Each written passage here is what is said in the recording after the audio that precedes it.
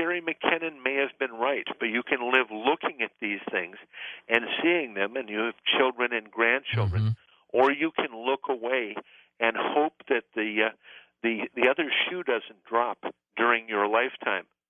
Stick your head in the sand and just wish.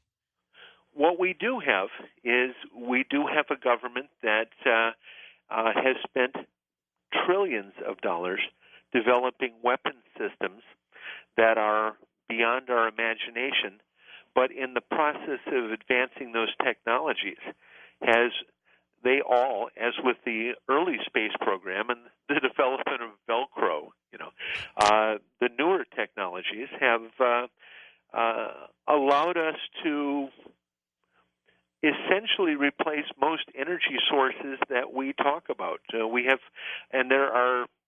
There are many people who publicly speak about these things, but most people who do so are tasked with doing so in a harmless way or in a way that can easily be discredited. There's a reason I'm talking here right now, and it's not by any means that anyone underrates your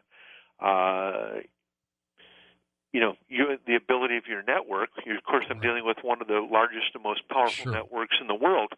But the issue here is that I'm speaking informally, not under any official capacity. And, I assure you, I received a telephone call today telling me things I couldn't talk about. Now, I'll give you the exact limits here. Okay. I was told that I can say the first interstellar craft was built in 1972. I was told to say, and I'm not saying it's true, but by sufficient authority, highest authorities, that I'm capable of saying, and let's go right out and say, don't believe any of this, we're just kidding. But to say well, that if you weren't the senior editor of a very prestigious Veterans Today internet site, one would say, okay, we won't believe it. But it's who you are, Gordan. I have a tendency of being right. True. Now, when you say they told you what to say, what if you said to them, I'm not going to? What would happen? It's funny in a business where you work with intelligence people, you work with lonely people. All any people in intelligence have are each other. At any given time, you can cross a line and a black dot can be put on you. Yeah. And more often than not, I have something inside my head that, and I don't always agree with everything the U.S. government does, but I would cut off my foot before endangering the life of a single American soldier. I don't care what my feelings are about a war. I believe that. I know what I can and can't say, and I have the discipline to never do it. Then, on the other hand, when people tell you things, are they telling you the truth? Why are we getting, and we've waited so many years for disclosure. You know what I'm talking about, George. Sure, and they could be using you. There's no question about it. We have 7 craft. They're fusion powered. Their diameter is, their circumference is 1.5 kilometers. One was photographed on YouTube over Busan, Korea earlier in the year. These things have been seen. I have the CIA's full analysis released by the National Reconnaissance Office of cosmic classification. The deal made with me was simply this. We'll let you publish it. No one will believe it. Huh. I have the full analysis in high resolution done by the National Reconnaissance Office of a real Earth-built UFO flying at 300 feet with a surface temperature of 400 degrees, and it accelerates in the low atmosphere to 16,000 miles an hour with no change in temperature. Amazing. And outside the atmosphere, what I'm officially told is they can approach light speed, and that would mean hitting the pedal to the metal, and in 5 seconds you've got the moon is tiny in the mirror. Let's take some calls here, Gordan. They're lining up for you. in the minutes that we have left. We'll go to Charles in Roseburg, Oregon, west of the Rockies. Charles, go ahead. You're on with Gordan Duff. Yeah, pleasure being on your show tonight. Thank you, Charles. Right on. I just I've heard I have a lot of cousins in the Navy, and right off the coast of Los Angeles, there's supposed to be a major underground UFO base about 20 to 22 miles out. Have you heard anything about that, sir? Gordan, I think that's what you're talking about. That's exactly. Your cousins should not be telling you that because it's true. How far deep is this? Like lying on the ocean floor? It's lying on the ocean floor, not that far down, and it's like out of another movie that we saw, not that long ago. The Abyss. Yes. Remember that one? Yes, it is. Classic. Let's go to Glenn, Tampa, Florida. Good morning, Glenn. Go ahead. Hey, George, how you doing? Good, Glenn. Hey, I was going to ask this guy a question. Pretty much simply, why are you not 6 feet under? If you have a core of this stuff, that this knowledge is actually true, I can really answer that question. I have two administrative assistants. One is a former chief of Army intelligence.